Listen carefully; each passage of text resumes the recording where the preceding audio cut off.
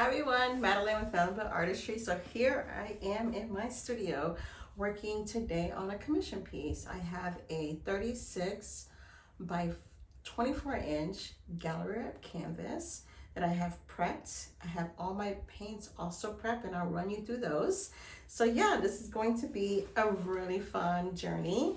It's going to be a Dutch pour and not your traditional. It's going to be a little haphazard. We are going to have a lot of fun with definitely a planned journey, but also keeping it very haphazard. Wanting to show you how you can go ahead and be really free and fluid and still come with a very beautiful piece at the end. At least we hope, right? So here we go. Let's get started on this beautiful journey. Okay, so here it is. This is the 36 by 24 inch and it is gallery wrapped. And I have prepped the back just by taping it. I'll show you that really quick. I shouldn't need to have so much prep, but I did want to make sure I had a clean canvas at the end since I'm not going to be manually tipping this. I have two blow dryers. I have my full size here. And I also have a travel size, which I use a lot more than this, as you can see. This is my little trusty guy, but I might need a little bit more push with this one, so because it is a large canvas. Part of what I did to prep this is I did spray last night the back of the canvas with some water and rubbed it into the canvas.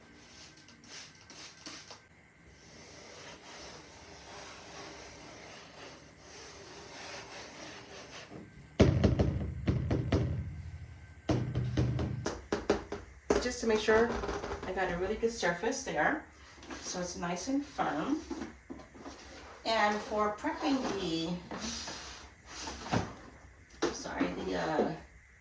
trying to see if I can find my level. Oh, here it is. Making sure it's all leveled. So I'll put my level on it. Pretty confident because I've done this before. My level's right on point. We'll check all areas just to make sure that canvas is in good shape. If you ever get a canvas from a Michaels or wherever you get your canvases from, make sure that, you know, they are level at least at the points of where the wood is. If the wood is warped, it's going to be very difficult to get a really good painting because everything's going to want to go in towards where it's the lowest point. So, yep, this one is in good shape. So for our colors here, we're using 7 colors today. And we'll go through these. The first one is a Prussian blue, and I mixed these today, so they're going to be full of air bubbles. That's okay, we'll work through that. I have this gold, it's a tempera gold, and I'll put the descriptions of the exact colors and brand that I used. That first one's a Winsor Newton. This one is just from Hobby Lobby, it was a tempera color. And then the next one is an Artist Loft Silver. Very beautiful color, you can see the bubbles in that one. A very beautiful color. Then we have a cadmium orange. Beautiful, vibrant violet. I also have some deep red here. And two types of white. So this one here has satin enamels in it. It's gonna be my reactor. And it all in the same consistency, if you can see that. Just kind of leaves a slight trace, barely anything at all. I did add to all of these paints a little bit of GAC 800, just because I'm hoping to prevent any crazing. It is a lot of paint, so anything that gets pulled in the center might be hard to get pushed all the way off. So I did make sure that I add the right ratio of the water to not break up the pigment but still keep it flow, and then second, the GAC 800 to help with the crazing. And then here I have some Amsterdam titanium white. This one has a little bit of flood floral in it. I have this kind of on standby, so I'm going to put it here because it's not one of my predominant 7 colors, but in case I need a little bit of extra, I'm going to go ahead and with that. So the idea with this, I have created a smaller canvas. The client just absolutely loved it. It was a 5 by 7. So my test piece is literally about this big. and trying to create something to the same effect. If this is the first time you're here, please like and subscribe my video. Please, more than anything, if you can just leave a comment, I would love to hear and chat with you in regards. So we're going to go ahead and go. And I'm going to start with my predominant color, which is my Prussian blue. And I'm just going to be pulling all of my colors very haphazardly, not quite haphazardly across the canvas, but, you know, just not being careful, you know, letting it just kind of just flow. So what I mean by that is I put my pulls, and if I have drips, I'm not going to worry about them too much in this one. I'm going to start with how I think, you know, they need to be. This is the predominant color, so I want to make sure it's in the center, it's along the edges. It is a large canvas. I also want to make sure though that I don't want to have big giant pulls of this. I do want it throughout, but I don't want it to make sure it pulls. So yeah, we're just going to go ahead and add these.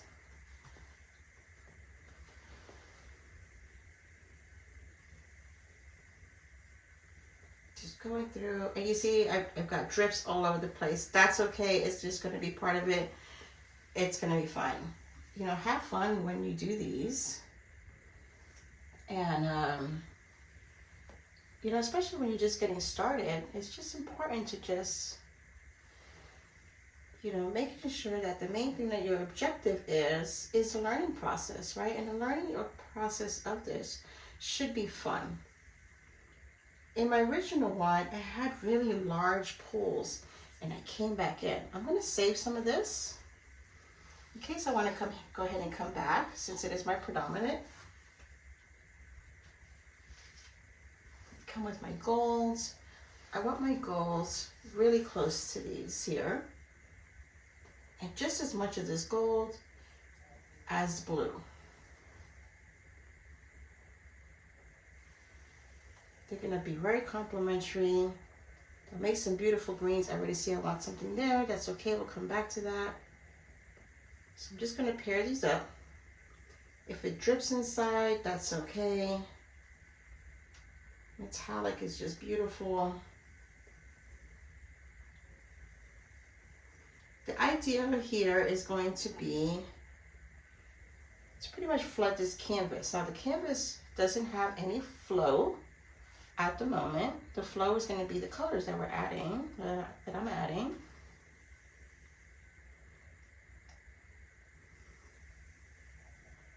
So something this large, it's going to be very interesting how this is going to work, right?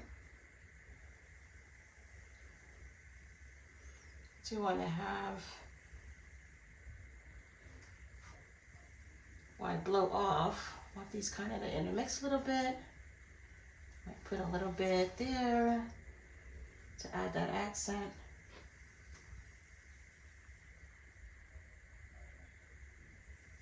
As it comes off, complement that a little bit. I've done this before. Like I said, it was a 5x7, so it's not quite the same, right? But that's okay.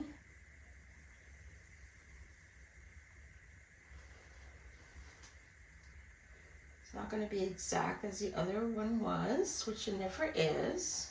If you ever like a painting, you know, it's just better just get that painting, because just can never ask an artist to recreate exactly what they did, but we can get a little close. I am going to come back again with that blue, I'm sure. So I'm glad I saved some, and I'm going to save some of these. So these are my two predominant colors. We were wanting to have the gold and that blue to be predominant. So I'm going to save those towards the end. I'm coming in with some silver. Lots of metallic goes into this painting. Creates some great interest.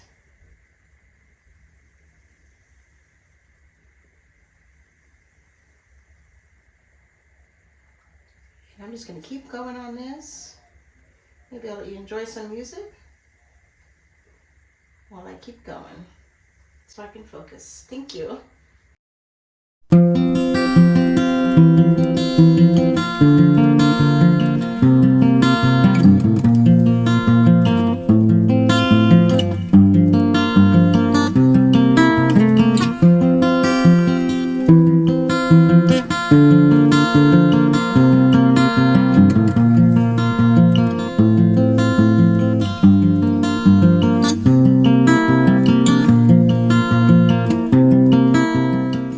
Okay, so I'll pause right here now. So what I'm doing now is I'm running low on my colors, and you know, I specifically chose these colors. So now I'm looking for major pools. Like here I have this major pool here, and I want to make sure that I'm not wanting to come with this huge bullseye of this color. So either add more or bring something in. Interest. Kind of like running a marble through here. So I'm barely touching this canvas. Just want to break up some of those larger pieces. Not really wanting to put too much more paint in here. Just barely grazing the top of that puddle.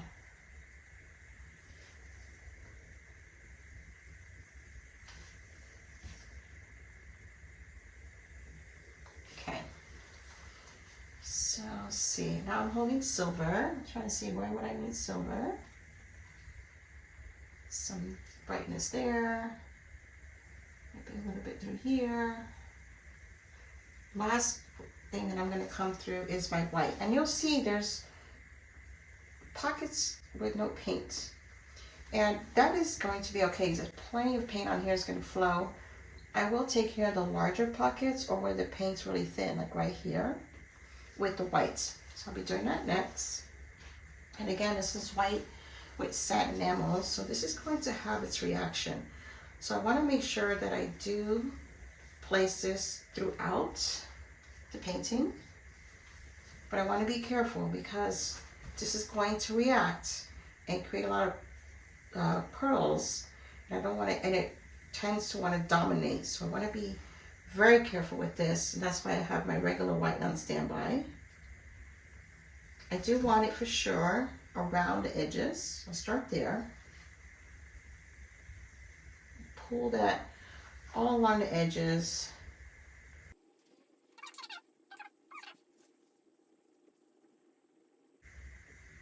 And I have more of this. I just poured some out to start with because I didn't want to. I might just use my, I have some more prepped. I'm kind of a little short, so it's hard to reach over there. Put it through here. Definitely want it along the edge. Oh, that's okay. Dipped a little bit. That's okay. So I set this part here. Right through here. So now I'm just kind of, not all of it's haphazard, right? Because got to be a little bit intentional with the satin enamel.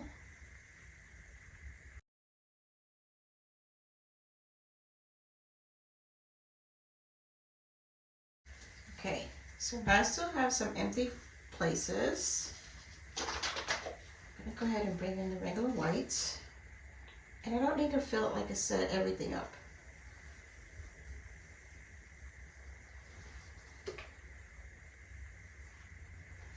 Just here to have fun with it. Just want to highlight here and there because it is very large. It's going to need a little highlight here and there. I don't want any too much of a boldness going on everywhere. I do want some flood, so I'm going to help these areas that have way too much blank canvas with this white. This is where I'm kind of using this white to help me flood the canvas a little bit.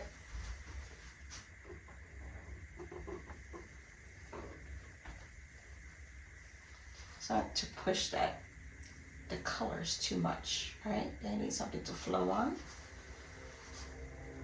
So that's going to be it. I'm not going to do any more. I will keep this on standby in case I need some more flow. But for the most part, this is going to be it. I'm going to put my colors to the side. And as I prep my table, I'll be back. Okay, so now I'm back and I prepped my table and everything's all ready. Taking a breath. I'm also going to change my shoes. I'm actually wearing flip-flops at the moment, so I'm going to put my painting shoes on. Be back again. Just have an old pair of tennis shoes. Just an old pair of tennis shoes that I'll use. Okay, now I'm ready. Now I'm ready. Okay, so I'm gonna start. Let's see, where do we start? Where do we start? I need to be mindful of getting this over. So I'll start with securing and anchoring the center and then working on bringing out those edges.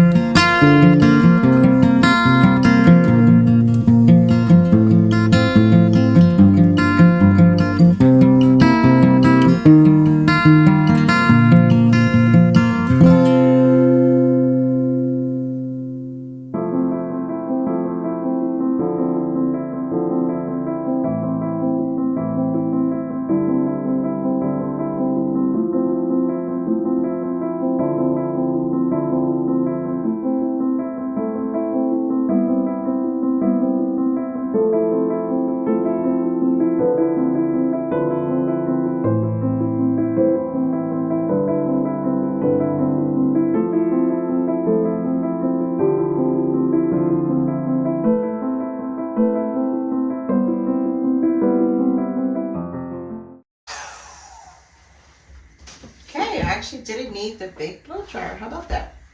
I am seeing some areas here, and I'm trying to figure out, I'm loving this whole spot here. I have this really harsh line here that I need to take care of. And I'm trying to decide, do I start from this center to take care of that, or do I just start here? If I do that, this is not going to flow. So I do need to bring it from here and come back this way. So I'm going to take care of this edge right here.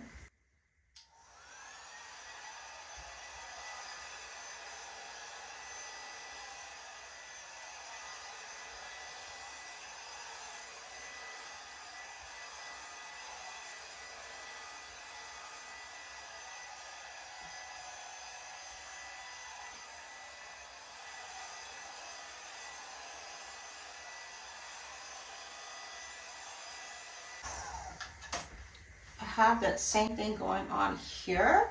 So I'm gonna go ahead and take care of that next. A little tricky reaching over, but we can do this.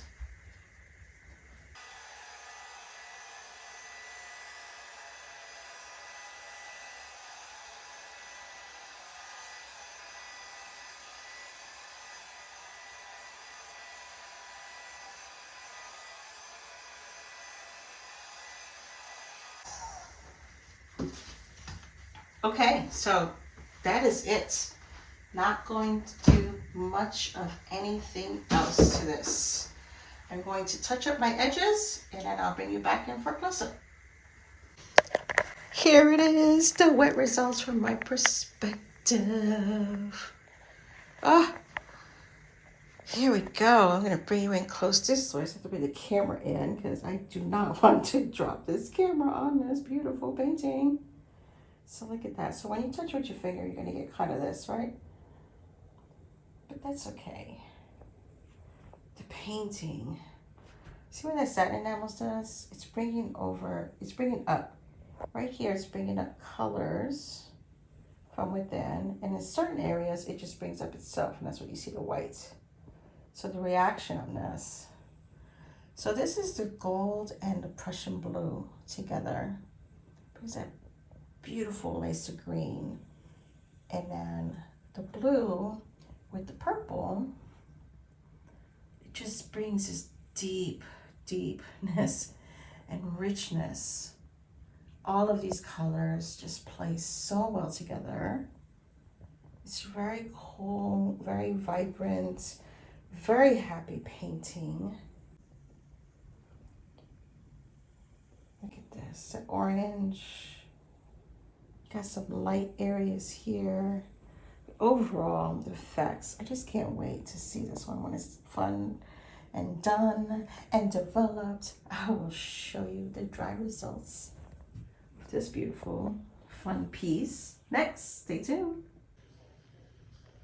Hi everyone, Madeline, I'm back with the dry results right here, propped up on my table. Don't have it hanging on the wall today because I've got other things, big things, hanging on my wall that I'm working on. So I have this propped up on my table and I'll take you in for a close-up. Okay, so there it is, the dry results, and I'll bring you in for a close-up so you can see the details in this beautiful painting. So as you see here, this gold plays well with all of the colors I chose to be on this, with this color palette. Here it is deepening the violet, just bringing in some excellent highlights. Also this Prussian blue is doing that as well. But look at the way these colors just intermix. There's the Prussian there, mixing it with the gold, making a beautiful green. In a way, it just wants to fan out into these beautiful color schemes. And then there's just so much interest here. I don't know about you, but I see something so interesting right there. Just absolutely lovely.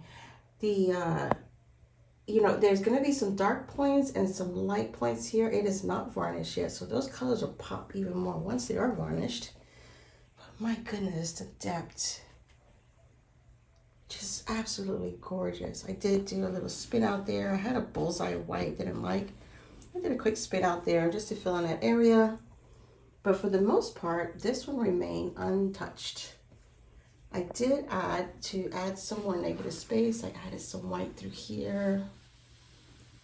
Put some in through here as well. In the corners, just here and there, as you can see. Just to stop the eye and to give more interest. But overall, came down the sides. Ah, this piece. My client is super happy with it and I'm excited about it. I'll be waiting about 2 or 3 weeks to allow it to finish absolutely curing. That way I can go ahead and do the varnish and really see those color pop. So yeah, that's it. I hope you enjoyed this and you can do this as well. Just, you know, don't be afraid. Put in your favorite colors and, you know, just mind mud, right? You don't want to look at your color wheel. Opposites may create some mud, so just mind that. But overall, you can do this. Look at this beautiful, colorful Haphazard Dutch pour in its glory. Thanks for watching. Please like and subscribe and leave a comment. Appreciate y'all. Take care. Bye.